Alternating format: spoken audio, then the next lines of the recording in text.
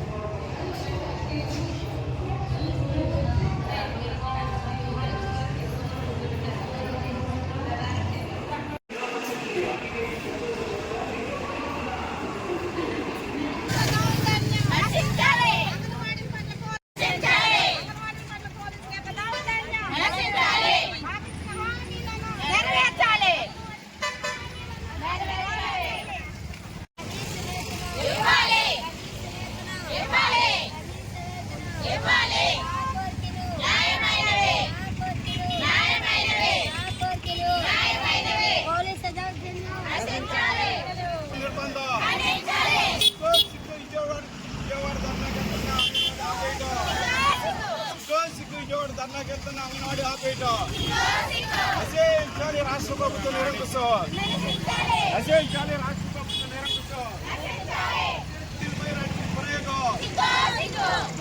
అంగన్వాడీలపై కూడా రెడ్ ప్రయోగం అంగన్వాడీలపై కూడా రెడ్ ప్రయోగం అంగన్వాడీ అక్రమ అరెస్టులను శాంతియుతంగా ధర్నా కెళ్తున్న అంగన్వాడీ అక్రమ అరెస్టులను శాంతియుతంగా ధర్నా కెళ్తున్న అంగన్వాడీ అరెస్టులను పరిష్కరించాలి. అంగన్వాడీ న్యాయమైన కోరికలను పరిష్కరించాలి. కోరికల కోసం విజయవాడ వెళ్తున్న అంగన్వాడీ అరెస్టులను అంగన్వాడీలపై రెడ్ బుక్ ప్రయోగం అంగన్వాడీలపై కూడా రెడ్ బుక్ ప్రయోగం చేయించాలి. ప్రభుత్వ నిర్బంధం మహిళలపై ప్రభుత్వ నిర్బంధం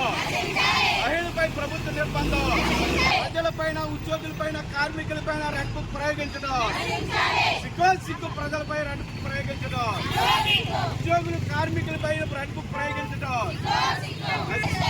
పరిష్కరించాలి. అంగన్వాడీ న్యాయమైన కోరికలను ఆ కోరికలు ఆపలేరు పోలీసులు లాఠీలతో ఉద్యమాలను ఆపలేరు ప్రజా ఉద్యమాల నిర్బంధాలతో ఆపలేరు ప్రజా ఉద్యమాల నిర్బంధంతో.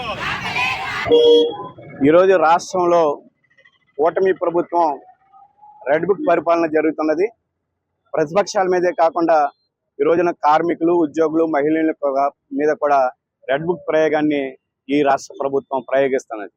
ఎందుకంటే ఈరోజు రాష్ట్ర వ్యాప్తంగా ఉన్న అంగన్వాడీ ఉద్యోగులు వాళ్ళ న్యాయమైన సమస్యలు పరిష్కరించాలని విజయవాడలో ధర్నాకి వెళ్తుంటే వాళ్ళని చాలా అన్యాయంగా, చాలా నిర్బంధంగా పోలీసులను ఉపయోగించి రైల్వే స్టేషన్లోను, బస్టాండ్లోను ఎక్కడ పడితే అక్కడ వాళ్ళని నిర్బంధించి చాలా దారుణంగా వాళ్ళని అరెస్ట్ చేయటం తీవ్రంగా సిఐటిగా ఖండిస్తున్నాం. ఒక విషయం అడుగుతున్నాం, ఈ ప్రతిపక్షంలో ఉన్నప్పుడు చంద్రబాబు నాయుడు గారు కానీ, పవన్ కళ్యాణ్ గారు కానీ, మరి కూటమి యొక్క నాయకులు కానీ గత ప్రభుత్వ హయాంలో అంగన్వాడీ సమస్యల కోసం 42 రోజులు సమ్మె చేసిన సందర్భంగా ఈ సమ్మె యొక్క శిబిరాలకు వచ్చి మేము అధికారంలోకి వస్తే అంగన్వాడీ న్యాయమైన సమస్యలను పరిష్కరిస్తామని మరి అనంతపూర్లో అంగన్వాడీ శిబిరానికి వెళ్ళి ఈ రాష్ట్ర ముఖ్యమంత్రి గారు కూడా హామీ ఇచ్చారు. అలాగే పవన్ కళ్యాణ్ గారు హామీ ఇచ్చారు. మరి లోకేష్ గారు కూడా హామీ ఇచ్చారు. మరి హామీని అమలు చేయాలని గత 8 నెలల నుంచి ప్రభుత్వానికి అనేక వినతుల రూపంలో మేము విన్నవించుకున్నాం. కానీ ఇంతవరకు వాళ్ళ యొక్క సమస్యలు పట్టించుకోలేని సందర్భంగా ఈరోజు విజయవాడలో ధర్నాకి వెళ్తుంటే వాళ్ళ మీద ఈ రోజున రెడ్ బుక్ ప్రయోగం అంటే ఈరోజు ప్రతిపక్ష నాయకుల్ని వాళ్ళని మీరు ప్రతిపక్షాలను ఏం చేసుకుంటారో, రెడ్ బుక్ ప్రయోగించుకుంటారో, ఏం ప్రయోగించుకుంటారో మీ ఇష్టం, అది ప్రజలు గమనిస్తారు. కానీ ఈ రాష్ట్రంలో ఉన్న ఉద్యోగులు, కార్మికులు, ప్రజల మీద ఇట్లాంటి రెడ్ బుక్ ప్రయోగాలు చేసి మీరు పోలీసులు ఉపయోగించి కేసులు పెట్టి నిర్బంధించి అరెస్ట్ చేయటం అనేది ఇది చాలా దారుణం. ఇది ప్రజాస్వామ్య హక్కులను కాలరాయటం. మరి ఇదే ప్రజాస్వామ్య హక్కుల కోసం ప్రజాస్వామ్యంలో మీటింగ్ పెట్టుకోకూడదా, మాట్లాడకూడదా, గొంతు వినిపించకూడదా అని ప్రతిపక్షంలో అనేక ఉపన్యాసాలు ఇచ్చిన కూటమిలో ఉన్న ఉప ముఖ్యమంత్రి కానీ, ముఖ్యమంత్రి కానీ, మరి యోగాల యాత్ర చేసినప్పుడు నన్ను చేయనివ్వరని మాట్లాడిన లోకేష్ గారు కానీ, మరి ఇప్పుడు ప్రజాస్వామ్య హక్కులు మీకు గుర్తు రావట్లేదా? ఏ రకంగా అంగన్వాడీలు, ఉద్యోగులు, కార్మికులు ప్రజాస్వామ్య హక్కుల్ని కాలరాసి అధికారం మీకు ఇచ్చారని మేము ప్రశ్నిస్తాం. ఇట్లాంటి పరిస్థితి కనుక మీరు కొనసాగిస్తే రానున్న కాలంలో ప్రజల యొక్క ఆగ్రహానికి మీరు గురవక తప్పదు. ఈ రాష్ట్ర ప్రభుత్వానికి ఇప్పుడే మేము ఇచ్చేస్తున్నాం. ఈ ఉద్యోగులకి, కార్మికులకి, ప్రజలకు ఇచ్చిన న్యాయమైన కోరికలు మీరు పరిష్కరించడానికి మీరు దాని మీద దృష్టి పెట్టండి. మీరు రెడ్ బుక్ మీద దృష్టి పెడితే కనుక మళ్ళీ మీరు ఎక్కడికి వెళ్తారనేది మీరు ఒకసారి ఆలోచించుకోవాలి. అదేవిధంగా ఈ రాష్ట్రంలో కూడా ఈరోజు సూపర్ 6 పేరుతో అనేక హామీలు ఇచ్చారు. దాన్ని అమలు చేయటంలో, ప్రత్యేకంగా మహిళలకు అమలు చేయటంలో, ఇప్పుడు ఎవరైతే ఈ కాంట్రాక్ట్ అవుట్సోర్సింగ్ లో పనిచేస్తున్న స్కీమ్ వర్క్స్ కానీ వీళ్ళకి కానీ బడ్జెట్ కేటాయించకుండా కూడా ఈ రాష్ట్ర ప్రభుత్వం మోసం చేస్తున్నది. మరి ఇట్లాంటి మోసగారి తనాలు కనుక ఈ రాష్ట్ర ప్రభుత్వం కానీ, కూటమి ప్రభుత్వం కానీ వ్యవహరిస్తే ప్రజా ఆగ్రహానికి, ఉద్యమాలకి, పోరాటాలకి మీరు జవాబుదారుగా ఉండవలసిన పరిస్థితి. మీరు రానున్న కాలంలో కూడా మీరు చాలా మూల్యం చెల్లించుకునే పరిస్థితి వస్తుందని మేము తీవ్రంగా ఈ రాష్ట్ర ప్రభుత్వాన్ని హెచ్చరిస్తున్నాం. అక్కడ నిర్బంధించారు వెళ్లకుండాను. అయినప్పటికీ కూడా మేము మాకు ఇచ్చిన ఆ రోజు హామీలు ఇచ్చారు మంత్రి గారు. ఇప్పుడున్న ప్రస్తుతం ఉన్న నాయకులందరూ కూడా మా యొక్క టెంటల దగ్గరికి వచ్చి సమ్మకాలంలో ఎన్నో హామీలు ఇచ్చారు. మీకు మేము మా ప్రభుత్వంలోకి వస్తాం, మీకు అది నెరవేరుస్తాం, ఇది నెరవేరుస్తాం, జీతాలు పెంచుతామని. ఇప్పుడు ఎవరు కూడా మా బాధలు, మా సమస్యలను పట్టించుకోకుండా ఉన్నదాన్ని ఇంకా ఉన్న పనిని ఇంకా భారంగా మా భుజాల మీద వేసి అనేక వ్యాపారాల ద్వారాగా మాకు అదనపు పని మోపి మమ్మల్ని ఈ రోజు ఎంతో రోడ్ల మీద ఎక్కించి మమ్మల్ని ఇలాగా ఇబ్బంది పెడుతున్నారు. ఎందుకంటే ఈ రోజు 5 సంవత్సరాలుగా మాకు ఏ జీతం కూడా పెరగలేదు. ధరలు చూస్తే ఆకాశాన్ని అంటున్నాయి. మా కుటుంబాల సాలని జీతాలతో ఈ రోజు మేము మా బ్రతుకులు వెళ్ళబుచ్చుతున్నాం. సరైన మా కుటుంబాన్ని పోషణ కానీ, మా బిడ్డల చదువుల విషయంలో కానీ ఏది కూడా ఉపయోగం లేనట్టుగా ఉంది.